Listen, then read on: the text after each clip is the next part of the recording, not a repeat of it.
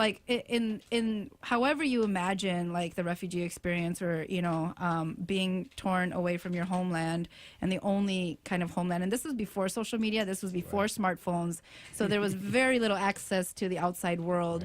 I mean, when my mom tells me these stories, it's striking, right, how much these the early families had to go through.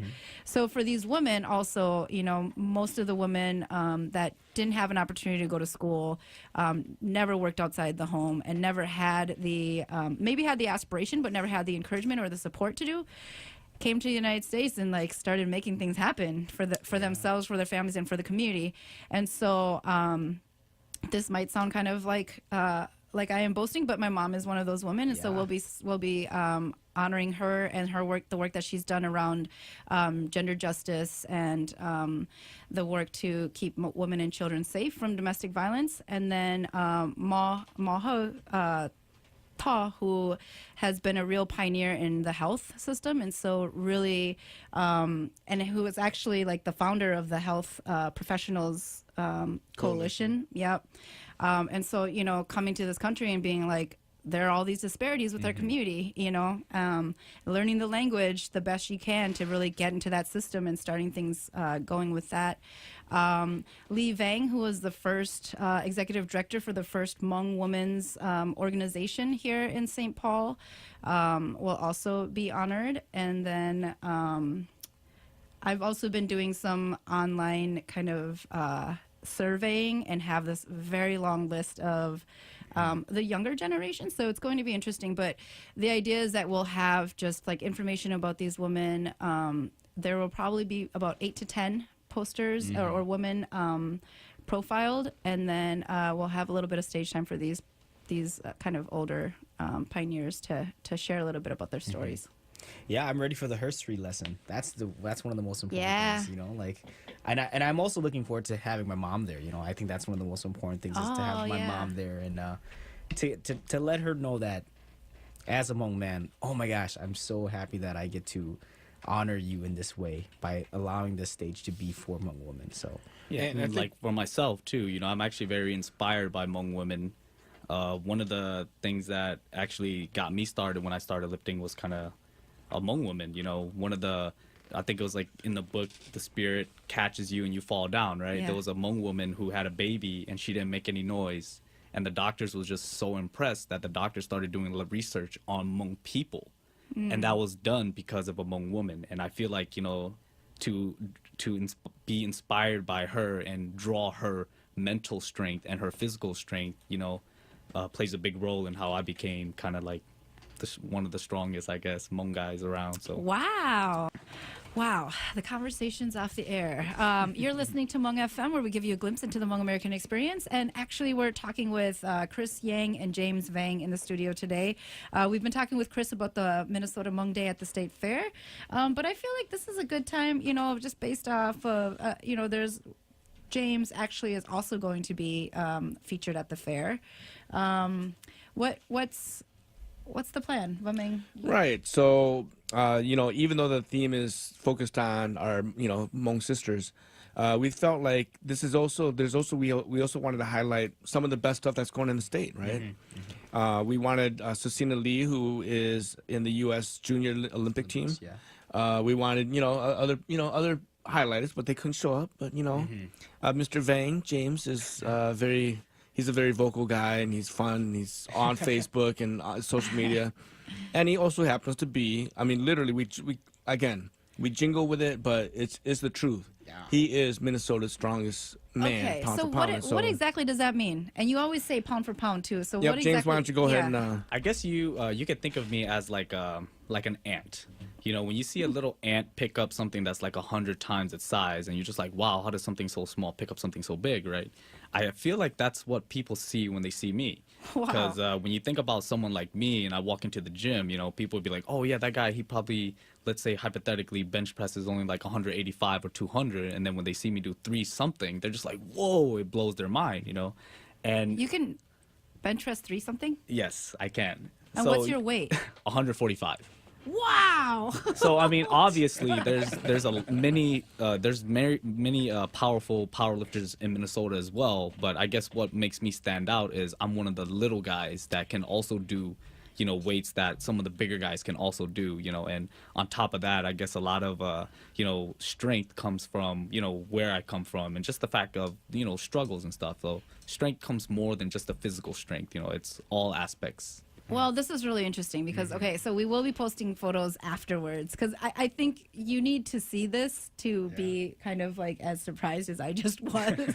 Because you don't look like you can carry, I mean, Exactly. you look about 145 pounds, but then like I guess, in my mind, what I imagine as somebody who can carry 300 pounds, Like an Arnold, looks right? very different. Yeah, absolutely.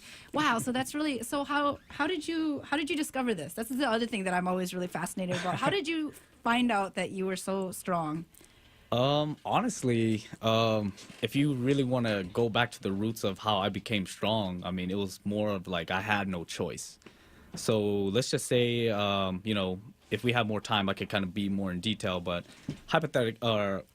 there was a time in my life where, let's just say, I didn't have anything going well for me, where, my family was kind of broken apart and I had to focus a lot on myself. And I had like school that I had to focus on, life, where I was going to live, what I was going to eat. And, when I had literally nowhere to go, you only have one route, which is up, right? When you're at the bottom of your life, you can only get up. So, one of the things that I always told myself is, just keep going. It doesn't matter where I'm at. My life already sucks right now. So what else can I do? So one of the things that people used to always tell me was I'm weak, I'm small, I'm skinny.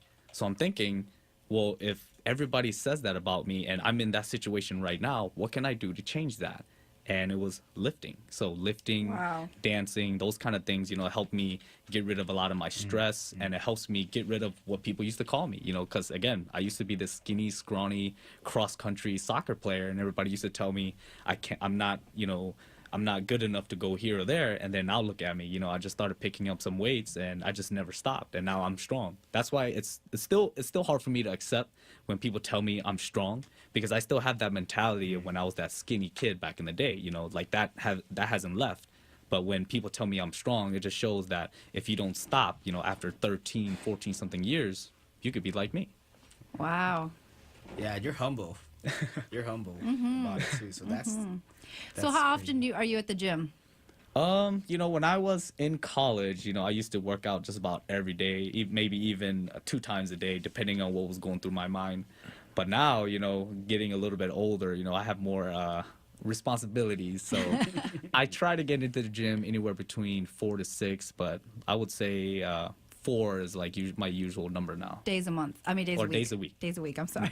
Not your regimen, Kathy. We're talking James. Well, okay. So then, like, how did you? Can you tell us a little bit about your first competition and what? I mean, so everything that you just said, I'm sure is what motivated you to actually go. But where was it? Tell us about. So I was at the University of Georgia, and I moved in with I call him my brother now, but Xiao Yang, and I was living with him, and I was going to college, and there was this powerlifting team at the University of Georgia, and they were hosting a little powerlifting meet, and I was thinking just to myself, like, hey, they're having a little powerlifting meet. Why not just try it out and see where it goes, right? And I enter, and I ended up winning. And when I won, the guys that was hosting the little event turned out they were like the president of the UGA club, and they had all these connections with powerlifting, and they just asked like, hey, I think you have a chance to win nationals. Would you want to go? Oh my God. And during the time I was like, I'm broke. I don't have money, so I can't really go. And they just said, you know what? As long as you say yes, we'll take care of everything. We'll drive, wow. we'll buy, you just room with us in the hotel. We'll get you whatever you need. All you got to do is show up. And I'm like, well, if you guys going to do that, I'm there. So what did you? I mean, so how many other people were competing with you, and what did you lift that day that was so impressive for them? I can't say I remember the day that I showed up. Let's just say maybe there might be anywhere between roughly 20 people, but the main thing that I remember was just being an outcast, because I don't know nothing about powerlifting. I'm at this national meet that I know nothing about, and I'm just here. and I'm doing like all these crazy things. But what made people watch me was when I started lifting, because when they have like they'll hype up the event, right, saying, oh yeah, this guy's gonna win, or this guy came second last year, so he's probably gonna win, and then some random Hmong right? Asian guy comes Yeah. out of nowhere and he's squatting just as much as the guy they thought was gonna win, he's benching just as much as the guy that's gonna win, and then I ended up deadlifting not even as much as I could, and they already said, well, here's your new champion. He's Not gonna even as pull much as you could. Yes, because I squatted 512 that day at 148. I squatted 512. I benched 352, and I deadlifted 518.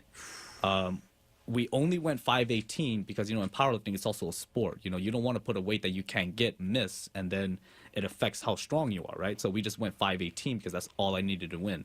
So since I won, I guess you could say my life just completely changed since then. And Wow, I but you just knew never you could stopped. do more. Yes. He was holding Oh, back. actually, I went back home the next week and I pulled 550 just for myself, just to let myself know like I had so much more, and Oh my that's kind of gosh. how everything happened.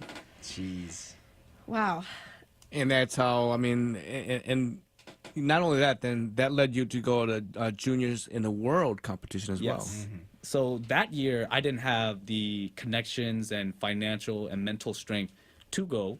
And maybe I wasn't probably not even strong enough then, but the following year after that was a different story, because now powerlifting has become a part of who I am. We got like Hmong people from all over Georgia just coming to train with me every now and then, in my Wow. garage, right? They think it's some fancy gym, but it's just in my garage, and I got like all these weird plates and bars and stuff like that. And during that year, I was thinking, hey, why not go to Worlds if I can? And that's when I came up to Minnesota, and I was, just hanging out with everybody, talking with a lot of family, and I raised money to go to Worlds. And ever since then, I experienced Worlds. My whole life changed. I saw the world in a whole totally different way, because when you go to a world meet and there's 50 plus countries there and everybody's looking at you, but you don't know what they're saying, but you look at their eyes and they're looking at you, and what they're thinking, and they know what you're thinking. And They're you're just thinking- like, I can't wait to see you on the platform. Oh my and god. that experience intense. right there opened my That is eyes, intense. and you just get to see the world in such a different way, and I love it. And I wish, for, let's say, more Hmong people to experience what I've experienced, which is why I'm always very open about powerlifting and everything that I do, so people can also see what I saw and maybe perhaps love it more than I do. Who knows? Hey, you got, I mean, you're eliminating the whole narrative of race here, because I mean, come on, Asian guy coming in the gym, like lifting that's still kind of a myth that you had to break, right? Yeah, I mean, So is that something that you still have to that weighs on your shoulder when, like you say, when you walk in the gym? yeah, I mean, just like what Kathy said, right? When I first walked in, she's like, "There's no way this guy can do 300." I Right? didn't think. I mean, in general, I get hated on just because I'm a small guy, even in not even just the Hmong culture, who makes fun of skinny small guys. When I walk into the gym and I squat like 500 pounds, people get mad at me because they're like, you don't have enough muscle to do that. Now you're just trying to show off. And it's like, well, that's kind of what I do, right? I mean, I'm trying to be the strongest I can be. Right. And if I'm just showcasing 500, you think that's a lot. I can't imagine how much hate I'll get if I did 600 that day, right? But a lot of people get this idea, like, when you go to the gym and you lift weights, you're supposed to be huge and big, but that's not. Yeah, that's. Everybody's got different goals. Some people go in there to lose weight. Some people go there to build muscle. Some people there to de-stress. Or you might find a little Asian kid like me who's trying to be as strong as I can, because people said I was weak. So do you have to like is your diet? Do you like? I'm really curious about what Yeah. your actual regimen is. Oh, so Yeah, I want to get on that regimen too. I would say it's actually very weird because I get a lot of hate for this too, but my workouts are very, very intense. But the one thing that I don't change is my diet, because one of the things that I always tell people is, growing up, on ramen noodles and eggs and hot dogs, that's kind of what I've always eaten. When you're broke, that's all you can afford, right? So, I mean, I still kind of do that even to today. But for the most part, I don't really have a diet. It's more of I control how much I eat. Because, so portion control. you can do where you take out rice, or, like a lot of Hmong people think, you take out the rice, or you don't eat this, you don't do that. But for myself, I do it all. I just control how much I eat, how much I drink. that way I don't ever disappoint anybody, because again, strength is not just based off of, nutrition, sleep, and, working out. It also has a lot to do with your mental state. If my mom cooks me something and I said I can't eat it because I got a competition, that hurts me just telling her that. So I can't live with that. So sweet. I mean, does that make sense? it does, absolutely. But this reminds This me of. guy. I mean, but this reminds me of when I talk to certain musicians, and basically you're just born with it, though. Yeah. I mean, I think that it would be. I think the truth here is that you've actually got something that you're just kind of born with, right? I would say not to minimize how hard you've worked. For sure. No, I totally get what you're saying, because I do feel like genetics does have something to do with it, or maybe, just being born with it. But at the end of the day, we can also say, look at how many talented people out there who's throwing away their talents. Sure. So absolutely. it takes also, I feel like, maybe karma or luck, on top of strength, on top of struggles, on top of genetics, on top of self-determination. and there's so many different factors that we could talk about that kind of got me where I am. But let's just say I was lucky enough to have all of those little ingredients put into me that made me who I am. That's awesome, man. That's awesome. We should get somebody to write a book with you. This is a success I don't know, story man. in I'm the not making. cool enough yet. So who knows? If you had never came to America, and let's say you were back in Laos, you would have been the guy who he could dig a lot of ditches, man. This guy, man, you want to dig some ditches? Get James. He can dig some build ditches, some houses, or right? build some huts. Yeah. sure. So what's the plan? Oh, we'll come back to this, but when we come back, I want to hear a little bit about what the plan is for your showcase at the fair.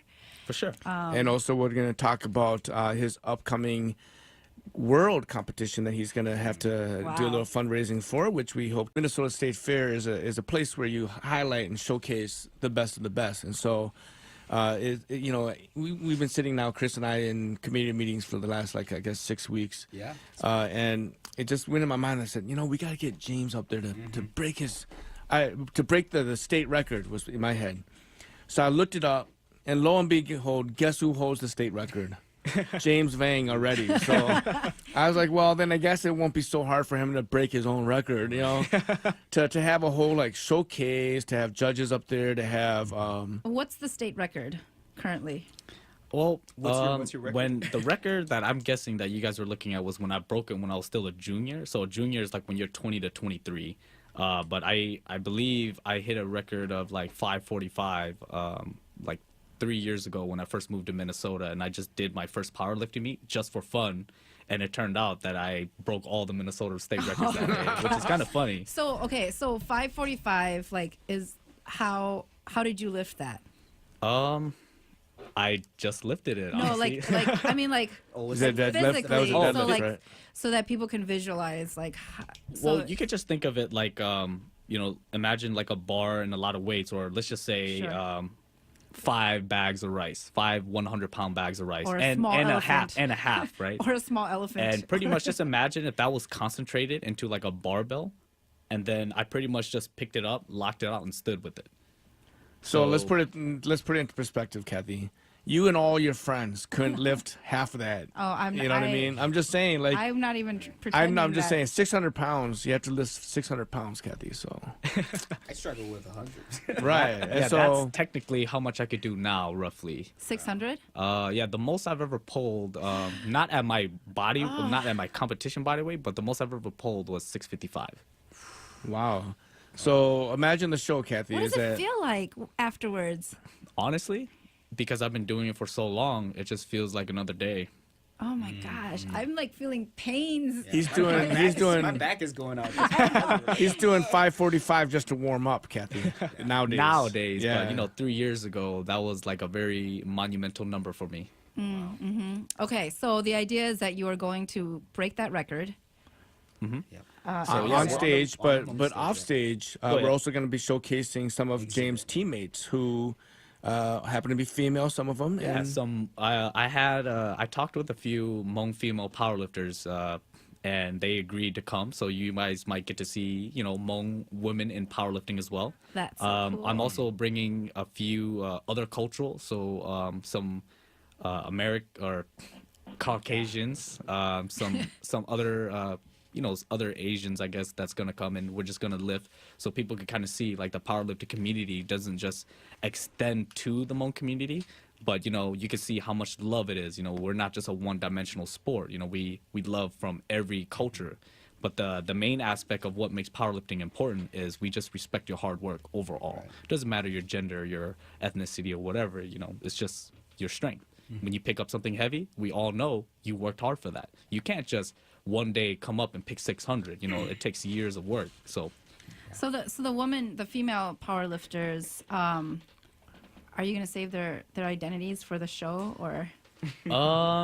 Well, They're not confirmed yeah, yet, let's just say that, because I don't know how comfortable they feel, just blasting their name Okay. on the radio. But let's just say, for my personal self, they're very powerful women, and honestly, they've only been doing it for like a few years, and they've already like made a name for themselves. So just imagine And that. how much are they lifting? I would say close to 300. Like both of them are like, let's say above 200, and they're like 100 pounds. So I know a couple of Think about lifters, that. so I'm wondering if it's it could be. same people. Yeah, I'm so thinking. James is going to be on the stage on the day, Hmong Minnesota Day, Labor Day, September 4th.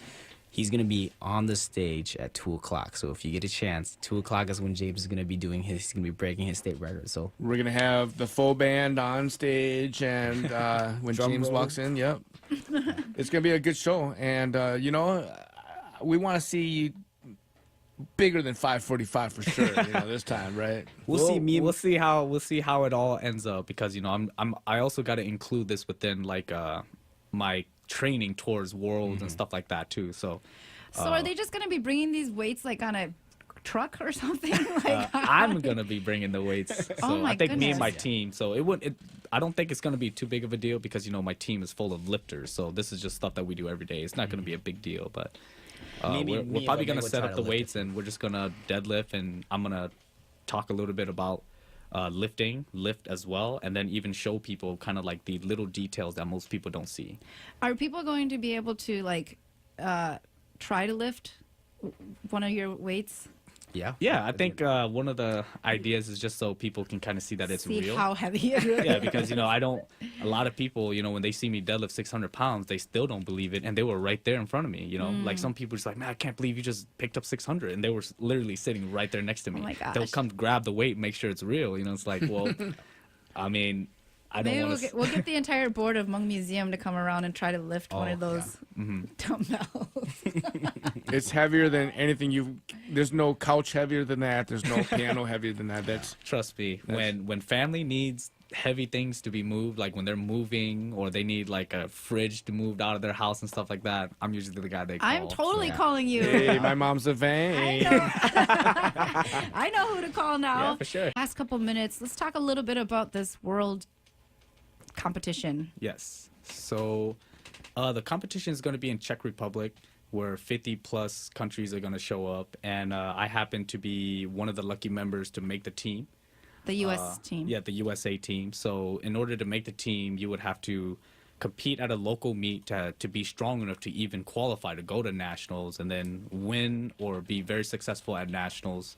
And then the coaches will kind of pick and choose to let you know, like, if you made the team or not. And I was one of the lucky few who they messaged and say, hey, you've made the cut for the USA team. Do you accept? And then once I accept, then now it's I got to fundraise, buy my plane ticket.